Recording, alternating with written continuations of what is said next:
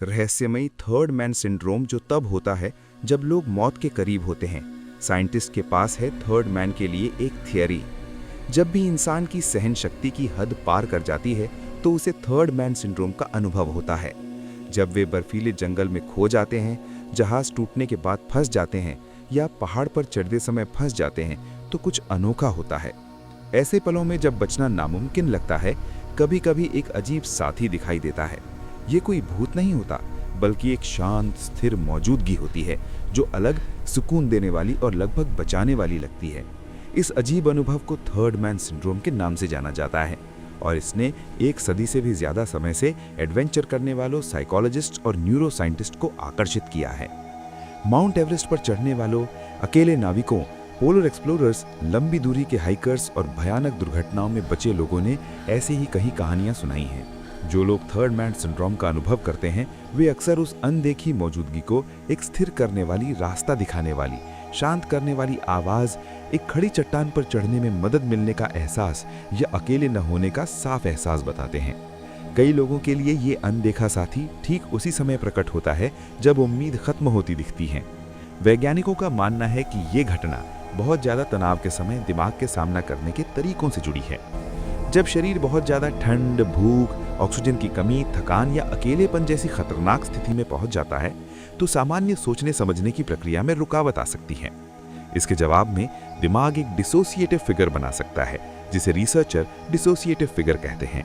ये एक मेंटल बनावट है जो फोकस बनाए रखने, डर को कंट्रोल करने और इंसान को आगे बढ़ने में मदद करती है।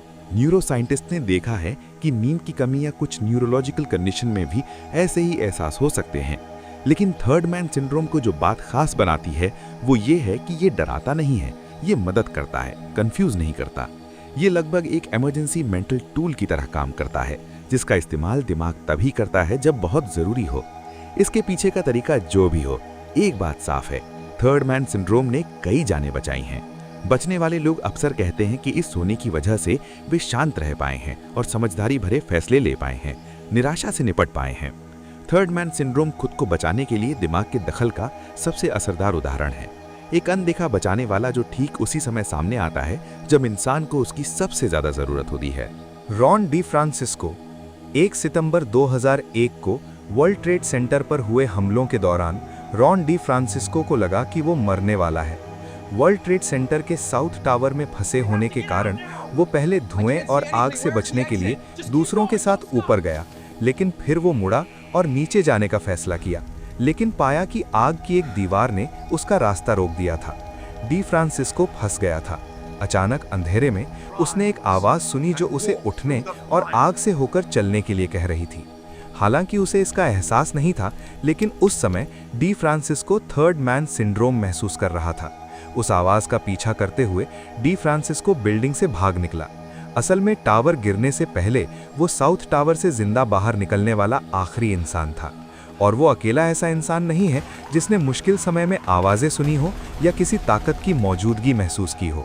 फ्रैंक स्मिथ 1933 में फ्रैंक स्मिथ ने कुछ ऐसा करने का फैसला किया जो पहले किसी ने नहीं किया था, माउंट एवरेस्ट पर चढ़ना। रास्ते में उन्हें एहसास हुआ कि वो अकेले नहीं है। स्मिथ का अकेले पहाड़ पर चढ़ने का इरादा नहीं था। वो दूसरों के साथ एक एक्सपीडिशन पर निकले थे, लेकिन पहाड़ों का खराब मौसम उनके ग्रुप पर भारी पड़ने लगा, जिससे वे पीछे रह गए। लेकिन स्मिथ चलते रहे। जैसे जैसे वो चोटी की ओर चढ़ते गए, उन्हें थर्ड मैन सिंड्रोम महसूस होने लगा। उन्हें किसी की मौजूदगी का इतना एहसास हुआ कि एक समय पर उन्होंने अपने साथी को खाना खिलाने के लिए पीछे मुड़कर देखा, जो जाहिर है वहां नहीं था। स्मिथ चोटी तक नहीं पहुंच पाए, लेकिन वो कोशिश में बच गए। उन्होंने लिखा, जब मैं अकेले चढ़ रहा था तो मुझे अपने साथ किसी और इंसान का बहुत ज्यादा एहसास हुआ।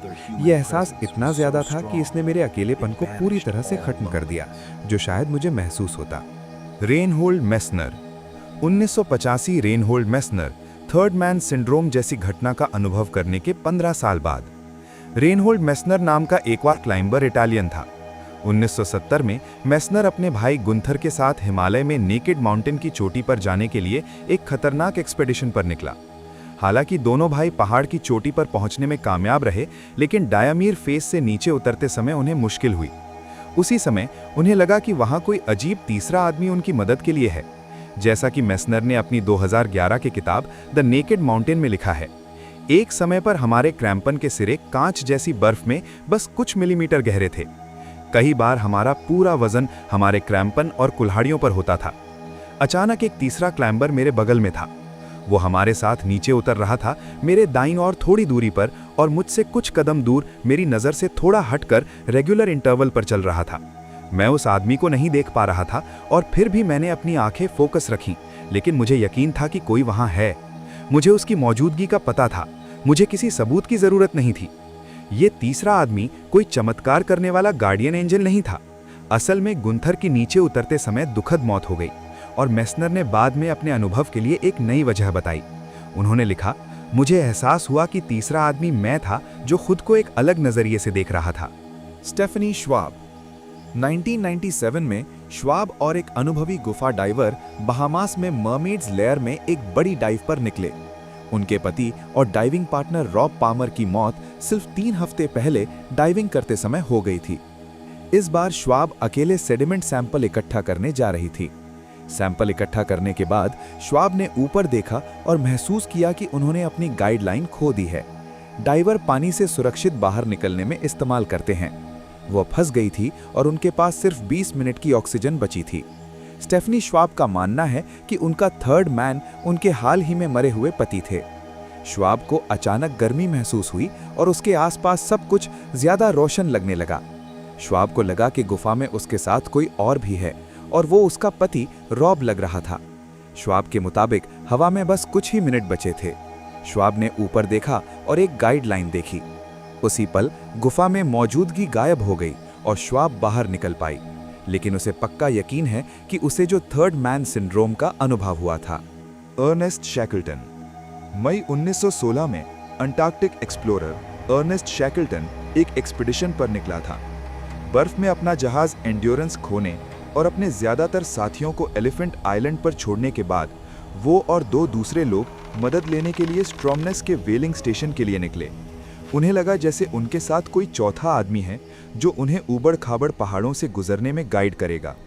उन्होंने अपनी किताब साउथ में लिखा, मुझे पता है कि साउथ जॉर्जिया के अनजान पहाड़ों और ग्लेशियरों पर उस लंबी और मुश्किल 36 घंटे की यात्रा के दौरान मुझे अक्सर लगता था कि हम 3 नहीं बल्कि 4 हैं।